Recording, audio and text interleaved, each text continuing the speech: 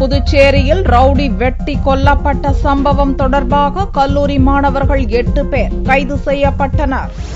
புதுச்சேரியில் கடந்த செவ்வாயன்று பட்ட பகலில் சந்துரு என்ற ரவுடி மர்ம நபர்களால் வெட்டி கொல்லப்பட்டார். இந்த சம்பவம் குறித்து வழக்கு பதிவு செய்து போலீசார் விசாரணை நடத்தினர். இந்நிலையில் புதுச்சேரி பொறியியல் மற்றும் கலைக்கல்லூரியைச் சேர்ந்த 5 மாணவர்கள் ரவுடி சந்துரு கொலை சம்பவம் தொடர்பாக சென்னை சைதாப்பேட்டை நீதிமன்றத்தில் புதனன்று சரணடைந்தனர். இதைத் தொடர்ந்து போலீசார் நடத்திய விசாரணையில் மேலும் 3 மாணவர்கள் கைது செய்யப்பட்டனர். பொறியியல் கல்லூரியில் படித்து வரும் மாணவர் ஒருவர் ரவுடி சந்துருவின் உறவினர். கல்லூரியில் நடந்த ஒரு பிரச்சினை தொடர்பாக மற்ற மாணவர்களை சந்துரு மூலம் அவரது உறவுக்கார மாணவர் மிரட்டியுள்ளார். இதனால் ஆத்திரமடைந்த மாணவர்கள் சந்துருவை வெட்டி கொன்றது முதற்கட்ட விசாரணையில் தெரியவந்துள்ளது.